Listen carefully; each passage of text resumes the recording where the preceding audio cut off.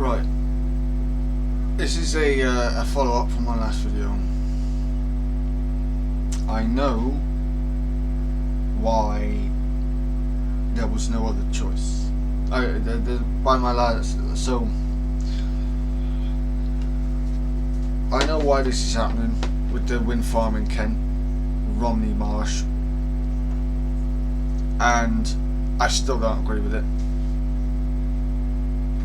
I still don't agree with it. In part, this is because of poor energy infrastructure placement in the past, and so the nearest junction box, whatever, is close to there. And the local councils couldn't really say much against it because the government put it under their directive, under their national directive. So people can fight back against it all they want. This mega farm is being built. This solar mega farm being built. My arguments still stand. I'm not backing down on my arguments from yesterday. I even have a couple of additions to my argument.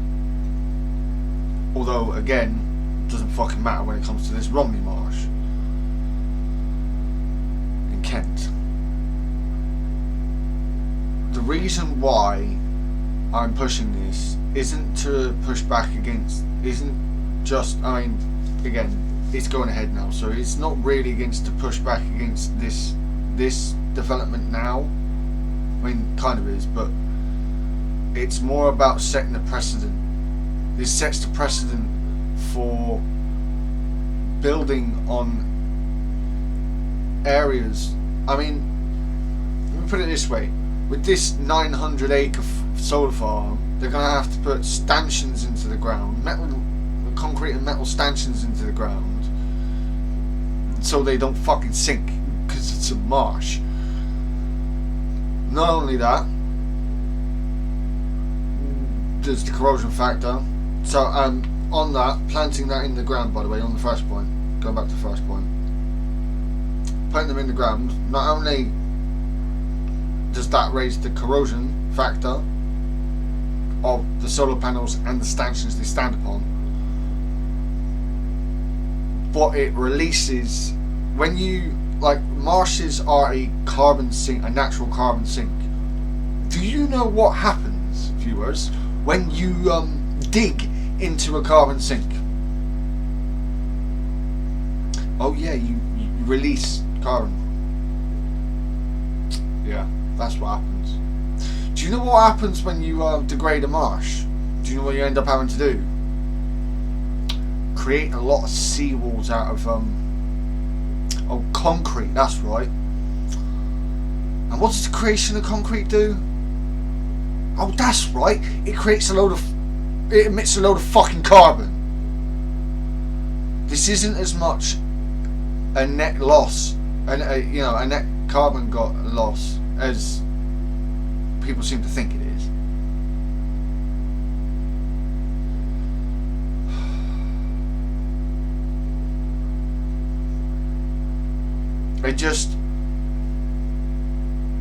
What this shows to me is that people really don't care about our ecosystems, and that is really disheartening and kind of scary, if I'm honest. The reasoning, especially when it comes to places like marshes, is because we're not just suffering from under the heat and droughts.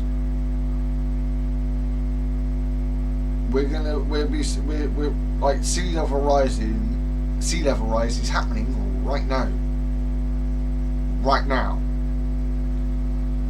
So, do you know what it seems? Do you know, in my head, it really doesn't seem very helpful to degrade. Do you know what it really doesn't seem very helpful to degrade? Our natural tidal sheets. This isn't just a tiny spot of the marsh. It's 900 acres. It's not nothing.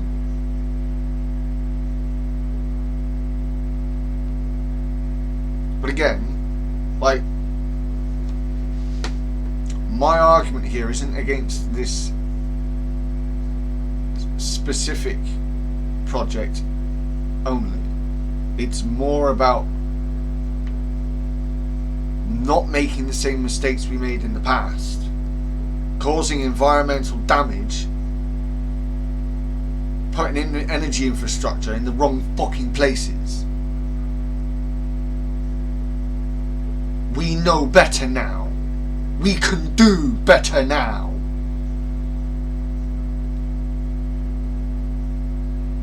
Now, I said in the last video about rooftops. There is a legitimate argument against it.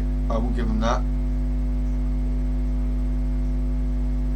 Only it doesn't have to be the case.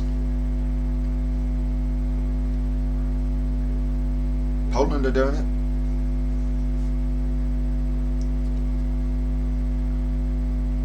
The government could subsidise and give grants for more grants for putting on, helping put people, for helping people put up solar panels on the roofs.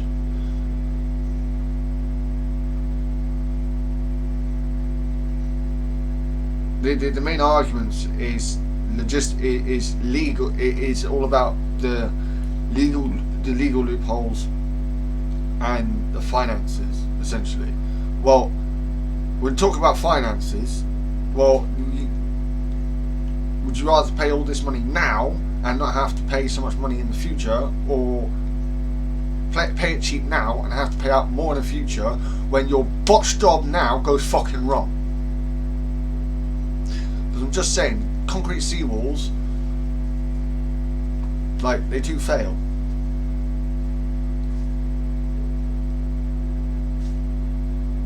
And what happens, by the way, when sea level rise gets so bad that, because as I was saying yesterday, the day before now, with sea level rise, the marshes can only keep back so much, so they need to spread back further inland to create this buffer between us and the sea, and the rising tides, right? We continue to squeeze them from this side.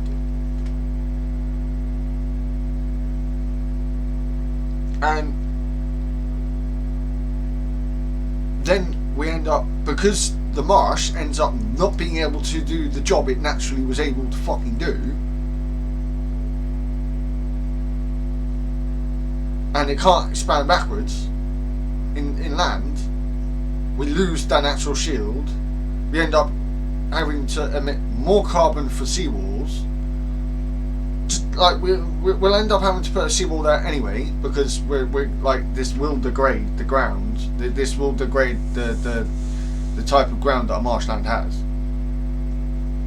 I know I'm talking about specific marshland here on this one, but I'm just talking in general. Marshland is a soggy place, and it needs to be.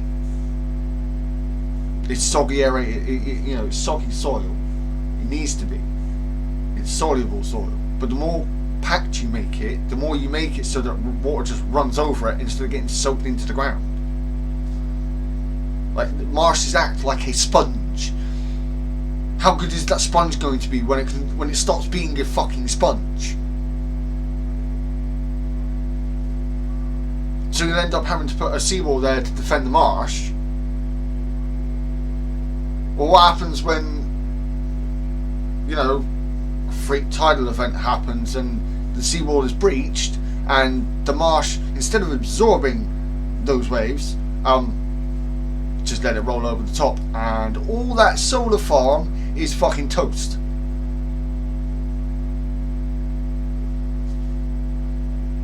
Just saying. What better places could they have put it? Now, this is the issue. I was having this argument with, I carried this argument on with Phil from A Different Bias on his channel tonight. And he was calling it a trade-off. He's calling it a pragmatic trade-off. It is not a trade-off. We are, in compacting that soil, it turns it into not being a marsh anymore. As it is, a part of that marsh had become a dry part of a marsh, had been degraded somewhat by medieval and Victorian usage, but it hadn't been, it was there ready for when the marsh had to retreat. Can't do that anymore. And it's all because we can't be bothered to put our energy infrastructure in sensible places. And people's lack of understanding of how important these ecosystems are to us. Not just the fragile biodiversity in this country, which, as I said yesterday, is less than the Sonoran fucking desert. Not only that, but it's important to us.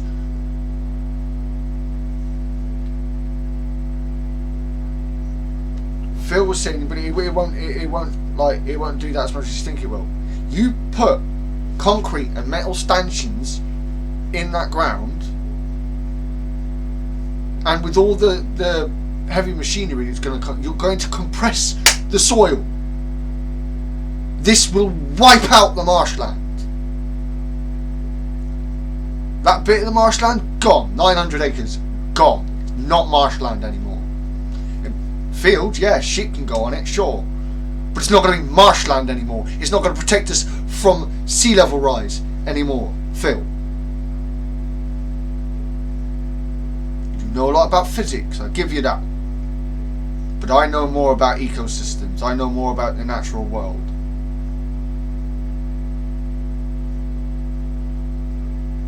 And how we need it.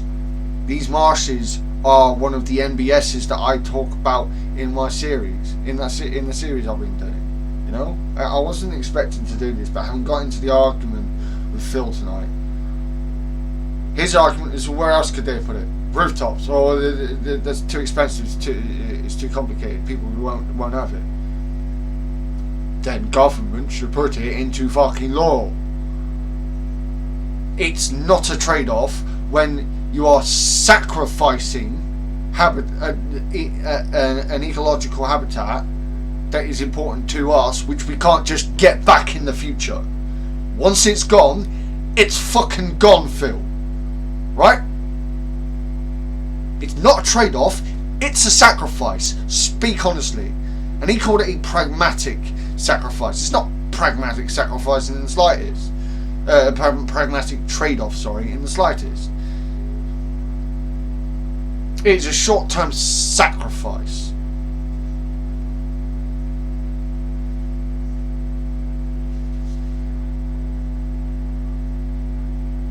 And again,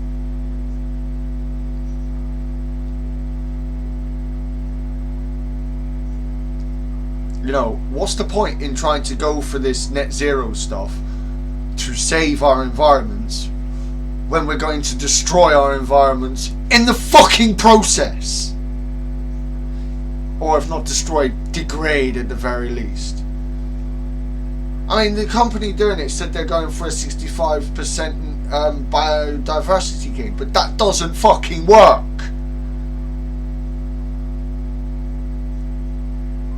If you get rid of what makes a fucking marsh, you get rid of the wildlife that lived there, because they can't live there anymore, because their habitat, therefore, it's a fucking marsh.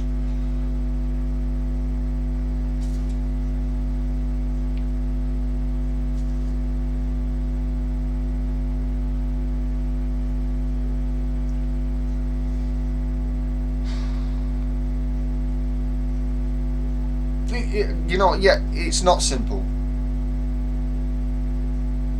Oh well.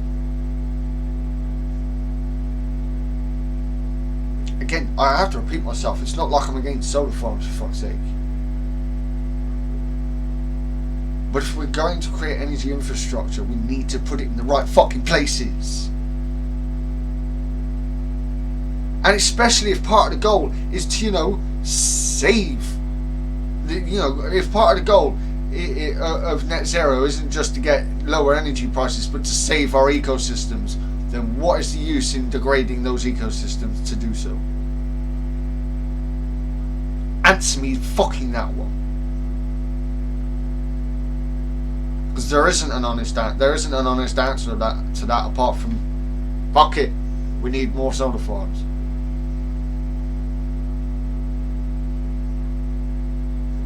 It's not necessary. It really isn't. This doesn't have to be an either or. It's being made an either or by a government and people backing it that can't be bothered to think about the minutiae of the issues they're causing. They find a like solar farms, solution to the energy crisis. Yeah, but you're going to create a whole lot of problems if you don't do it right.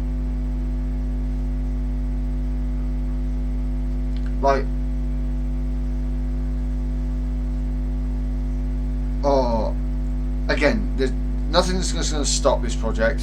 I'm not going to continue to argue for this project to be stopped, because it's not going to be. It's as simple as that. The government's bowled over any local decisions anyone wanted to make anyway.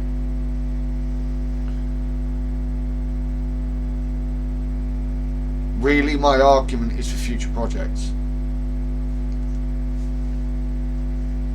Don't degrade our ecosystems when the goal isn't just of net zero, isn't just to lower our energy costs, it's also to save those ecosystems for the future. You're not going to save those ecosystems for the future by destroying them now!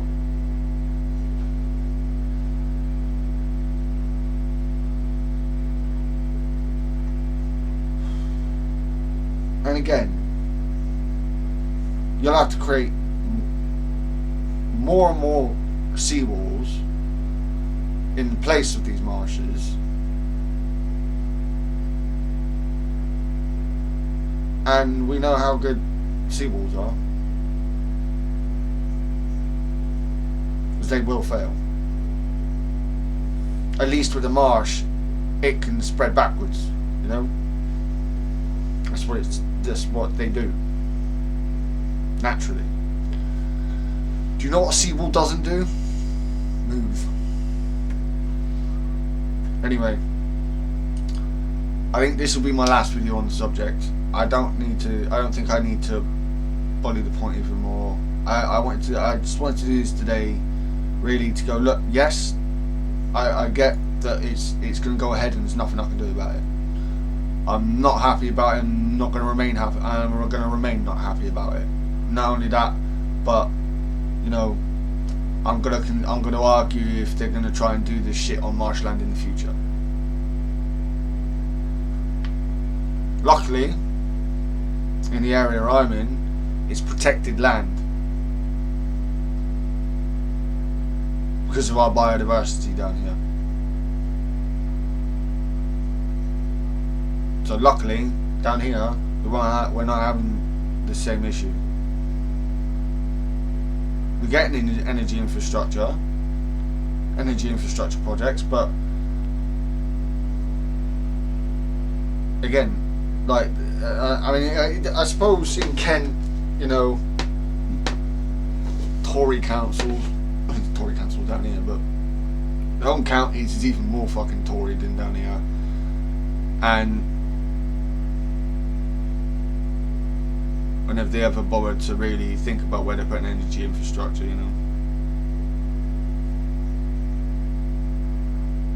All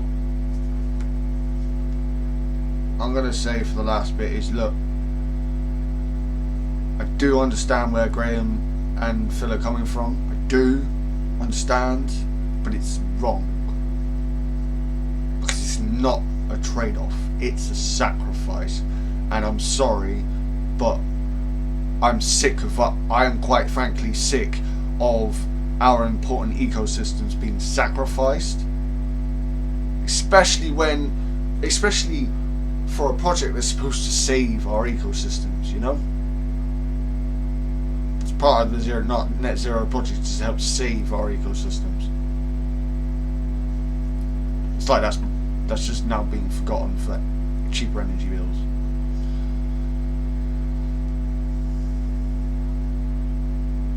And again, you know,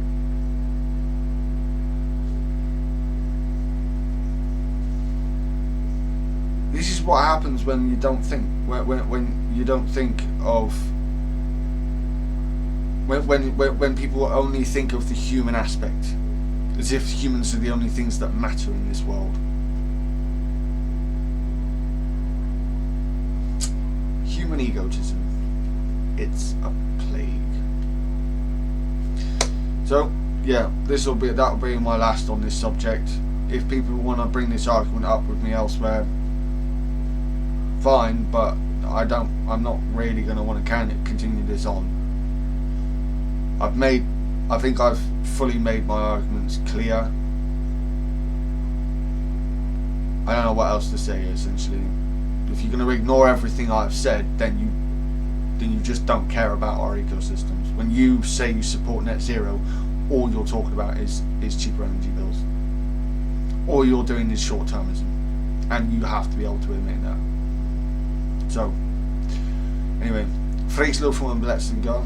Freaks love and blessings, you wonderful badgers, and stay safe.